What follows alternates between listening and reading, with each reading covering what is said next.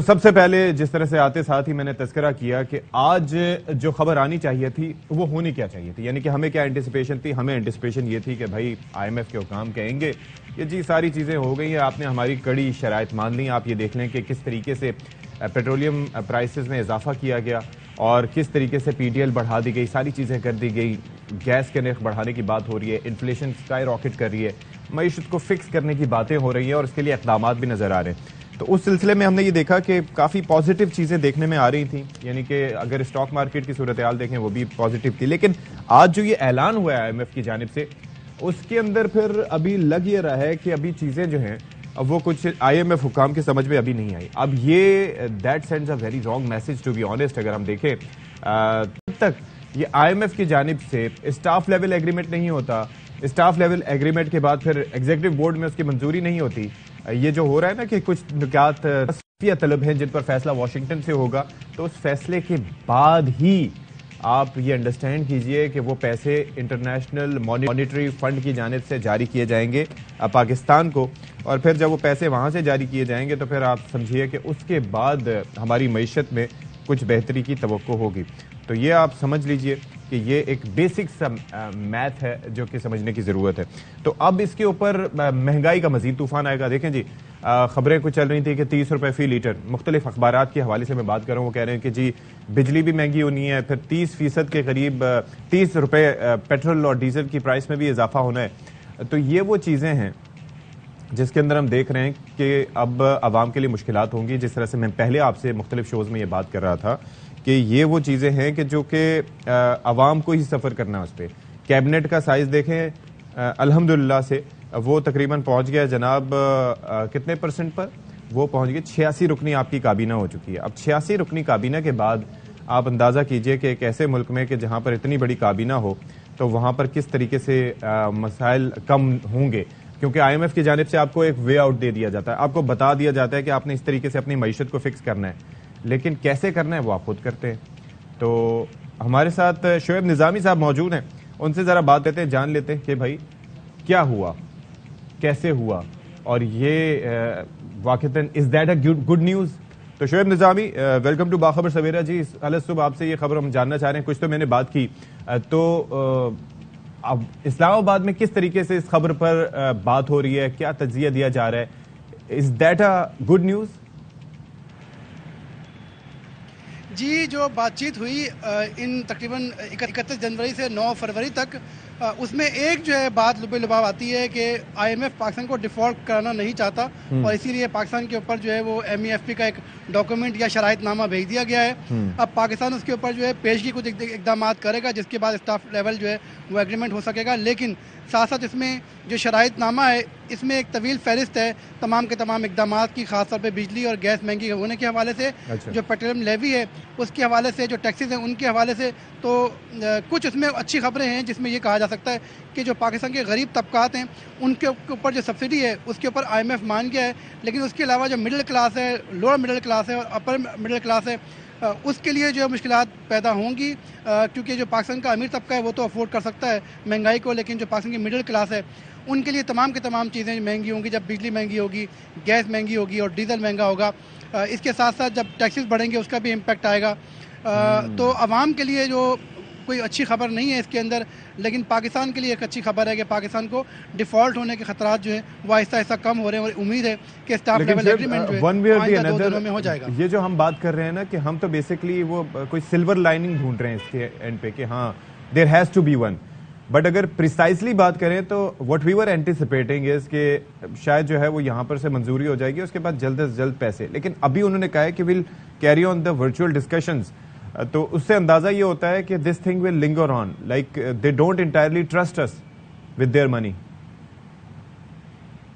जी, चूंकि हमारे यहाँ जो है वो मुसलसल जी मौजूदा हुकूमत ने ही उस प्रोग्राम को रोक दिया जो कि बिफ्ता इस्माइल साहब चला रहे थे, और उसके बाद जो है हम अब अपने जो हमारा एतमाद है वो किसी हद तक उसको नुकसान पहुंचा है। इसीलिए आईएमएफ जो है वो ऐसा प्रोग्राम चाहता है जिसके ऊपर कोई भी हुकूमत आके पाबंदी ना लगाए, क्योंकि इस हुकूमत का पता कुछ नहीं है। पाकिस्तान में सियासी हालात जो हैं वो सबके सामने गैर यकीनी सूरत हाल है, हुकूमत कब जाएगी, कब तक रुकेगी, इलेक्शन कब होंगे, ये तमाम के तमाम वो सवालात हैं जो कि IMF के जहन में भी हैं और वो इसीलिए इस पूरे के पूरे प्रोग्राम को आने वाली हुकूमतों से भी जो है वो चलवाना चाहते हैं। और वो ये भी चाहते हैं कि पाकिस्तान में जो इस वक्त प्रोग्राम है ये बाकायदा पार्लियामेंट से मंजूर हो, तो पार्लियामेंट में जो है वो अपोजिशन भी बैठी हुई है और उसको मंजूर कराने के लिए सेनेट में ख़ास तौर पे बहुत मुश्किल हालात का सामना करना पड़ेगा हुकूमत को। और शायद आगे 14 डेज़ के अंदर तो ये जो कानून साजी है वो होनी है। फिर उसके बाद जो है वो IMF के जो प्रायर एक्शंस हैं उन पर भी अमल दरामद करना है। तो ये जो पाकिस्तान जो है वो IMF के साथ अगले 20 से 25 दिनों के अंदर एंगेज रहेगा। उसके बाद जो है वो मार्च में जाकर जो है वो एग्जीक्यूटिव बोर्ड हमारी कारकर्दगी का जायज़ा लेगा और उसके बाद इस बात का इम्कान है कि हमारे लिए $1.1 बिलियन की जो किस्त है वो जारी हो सके और वो दर खुलेगा तो बाकी दर भी खुलेंगे। बहुत शुक्रिया शोएब निज़ामी इस्लामाबाद से हमारे साथ मौजूद थे। हमें उन्होंने आगाह किया कि किस तरीके से IMF अभी क्या सोच रहा है। तो खुर्रम शहजाद साहब हमें ज्वाइन कर रहे हैं, माहिर मौशियात हैं, उनसे ज़रा बात कर लेते हैं पाकिस्तान के हालात पर और मौशी हालात पर अक्सर अपना तज्ज़िया हमें देते हैं। खुर्रम शहजाद साहब, इनिशियल रिएक्शन आपका क्या है जो जब आपने ये एग्रीमेंट आपकी नज़र से गुजरा होगा, ये जो उनकी जानिब से जो एक एलामिया जारी हुआ वाशिंगटन से IMF का, इसको ज़रा बताइए क्या है इसमें।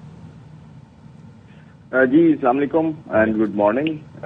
देखिए बात यह है कि मोटी मोटी चीजें तो हम सबको अंदाजा है कि जो है क्या IMF चाह रहा है और क्या गवर्नमेंट को करना है। उसमें प्राइसेस का पास ऑन है जिसके अंदर एनर्जी की प्राइसेस हैं, डेफिनेटली गैस की प्राइसेस हो गई, इलेक्ट्रिसिटी की प्राइसेस हो गई और सेल्स टैक्स में इजाफा। ये बड़ी चीज होगी कि जो जनरल सेल्स टैक्स है उसमें भी 1% इजाफा किया जा रहा है जो कि बहुत ज्यादा इन्फ्लेशनरी हो सकता है। कि जो हम 17% देते हैं, जी जो हम 17% देते हैं कोई भी प्रोडक्ट खरीदते हैं, खासकर लोकल बनी हुई होती हैं, उसमें हम 17% GST देते हैं, तो एक आम आदमी भी देता है उस पर, तो वो उस पर 1% इजाफे से डायरेक्ट कंज्यूमर पे, डायरेक्ट एक आम आदमी पर उसका इम्पैक्ट पड़ता है। फिर सेल्स टैक्स जो है पेट्रोलियम मसनूआत पर भी लगाने की बात हो रही है और उसमें भी तकरीबन अगर मैं 17% सेल्स टैक्स या 18% इम्पैक्ट अगर कर दूं पेट्रोलियम मसनूआत पे यानी कि पेट्रोल पे, डीजल पे, तो 50 रुपए तकरीबन मेरी टोटल जो है वो ऐड हो सकते हैं और इसमें पेट्रोलियम लेवी भी हो सकती है। उसके अलावा लेवी हालांकि अभी ऑलरेडी बढ़ाई थी, GST बढ़ाना था अभी।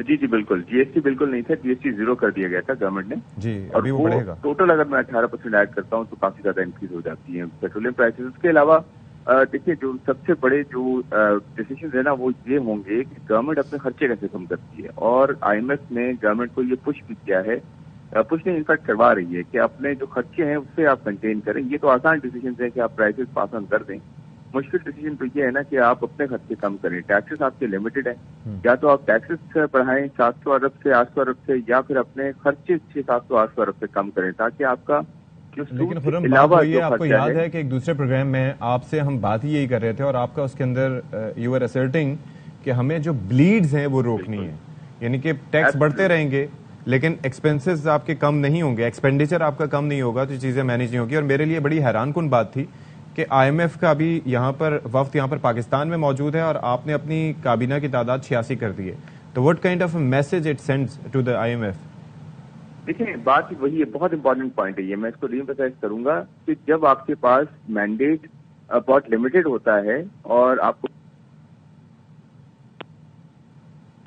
अच्छा जी, हम कनेक्ट करने की कोशिश करते हैं दोबारा से खुर्रम शहजाद साहब को, बड़ा इंपॉर्टेंट नुकता उन्होंने उठाया था। अच्छा एक चीज यहाँ पर ये आपको बता दूं कि अभी बताया यहाँ पर एक चीज ये भी आई है कि 9:30 बजे के करीब इसहाक डार साहब प्रेस कॉन्फ्रेंस भी ये करेंगे, तो अब लेट्स सी कि उस प्रेस कॉन्फ्रेंस में क्या ऐसी चीजें हैं कि जो वो लोगों के सामने रखेंगे। ऑब्वियसली 8 से 10 दिन IMF के जो बोर्ड IMF के हुकाम थे यहाँ पर मौजूद थे, तो वो बात कर रहे थे कि क्या होना है। अच्छा कुछ चीजें जो IMF ने कही हैं वो ये है कि सोशल प्रोटेक्शन के हवाले से उन्होंने बात की है उन लोगों के लिए जो कि ऑलरेडी बहुत ज्यादा मुतासर है। खुर्रम शहजाद हमें फिर से ज्वाइन कर चुके हैं। खुर्रम साहब प्लीज कंटिन्यू कीजिएगा, आप जो बात कर रहे थे।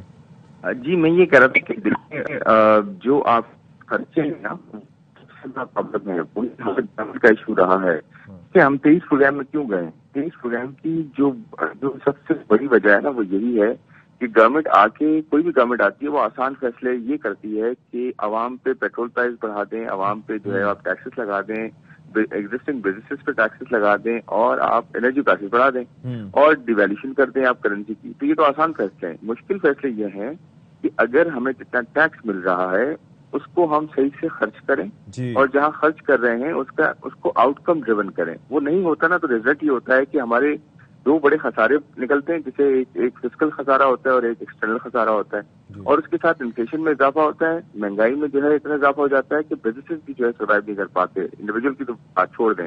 तो यही प्रॉब्लम रहा है स्पार्क साहब के पिछले 23 प्रोग्राम में। हम दुनिया के सबसे ज्यादा प्रोग्राम रही है IMF के, और उस 23 प्रोग्रामों में हम अपने आप को संभाल नहीं पाए। तो इवेंचुअली IMF का यही है ना, आप ये देख लें खुर्रम साहब कि आज बांग्लादेश ने जब अप्लाई किया था तो बांग्लादेश को 4.7 अरब डॉलर मिल गए, डिस्पर्स भी हो गए, लेकिन हमारी हरकत की वजह से हमें अभी भी सोचा जा रहा है कि क्या करें क्या ना करें। और अब मैं ये आपको बता दूं कि ये जो इतनी ज्यादा ऑस्टेरिटी हम करेंगे ना, इसे जबरदस्ती की ऑस्टेरिटी हमसे करवाई जाएगी अब, और ऑब्वियसली हमें ये करना पड़ेगा क्योंकि हमने नहीं अपने आप को मैनेज किया। इसकी वजह से महंगाई काफी ज्यादा बढ़ने की तवक्को है और ग्रोथ नीचे आने की तवक्को है। फिस्कल खसारा पहले तो आपका बढ़ेगा, और उसके बाद अगर ये कंटिन्यूटी रहती है, हम अपने आप को अपने वो कहते हैं ना बेल्ट बांध के रखें, आप अपने पैरों को ज्यादा से ज्यादा ना फैलाएं, ये सब हम करेंगे। और आने वाली गवर्नमेंट भी जो होगी, 6-8 महीने बाद इलेक्शंस होते हैं, उसके बाद एक गवर्नमेंट आएगी, वो भी अपने आप को इन्हीं लाइन्स पे लेके चलेगी और रिफॉर्म्स करेगी, अपने आप को अपना साइज कम करेगी गवर्नमेंट। देखिए, मैंने पिछले प्रोग्राम में भी आपसे कहा था, गवर्नमेंट अपने आप को तो कम करे, पहले ये तो सिंबोलिज्म दिखाए कि भाई ठीक है हम कुछ नहीं कर सकते, हमारे हाथ में नहीं है, लेकिन हम ऑप्टिक्स तो सही रखें। इस गवर्नमेंट ने तो ऑप्टिक्स भी ठीक नहीं रखे, इतने सारे जो है वो लोगों को ऐड कर दिया है जिससे कॉस्ट मजीद बढ़ेगी। ये कहना गलत है कि प्रोबोनो होगा और कोई कॉस्ट नहीं लगती और कुछ नहीं होता, ये सब एक चीज कॉस्ट होती है। खुर्रम साहब, एक चीज ये कि इसका मार्केट पे इम्पैक्ट आप क्या देख रहे हैं, क्योंकि मार्केट अभी खासी उसमें तेजी रही थी, डॉलर भी हम देख रहे थे कि नीचे आ रहा था, अभी क्या इम्पैक्ट? मैं आपको ये बताऊं, जी, जो इन्वेस्टर है ना, वो एक चीज को बड़ा वैल्यू करता है, वो है क्लैरिटी। इन्वेस्टर को ये प्रॉब्लम नहीं होती कि लॉसेस हैं या जो है फायदा है, ये तो देखिए पार्ट एंड पार्सल है दुनिया में, कहीं पे लॉसेस होते हैं, कहीं पे फायदा होता है, लेकिन जब क्लैरिटी होती है ना तो उसकी वजह से इन्वेस्टर उस मार्केट में फिर रहता है या आता है। तो जब क्लैरिटी आएगी तो नेचुरली मार्केट में इनिशियली आपको बेहतरी नजर आएगी, ठीक है, बट आहिस्ता आहिस्ता जब कॉस्ट बढ़ेगी तो मार्केट भी उस पर एडजस्ट करेगी डेफिनेटली। ठीक है जी, thank you so much. Khurram Shahzad साहब हमारे साथ मौजूद थे, और ये जो तमाम तर IMF हुकाम की जानिब से बात की गई, उन्होंने कहा कि प्रोटेक्शन आपने देनी है उन लोगों को जो कि ऑलरेडी तबाही के दहाने पे हैं, परमानेंट रेवेन्यूज आपको जनरेट करने होंगे, फिर और काफ़ी चीज़ें, फिस्कल डेफिसिट जो है वो उसको कम करना होगा। लेट्स सी क्या करते हैं जी। अब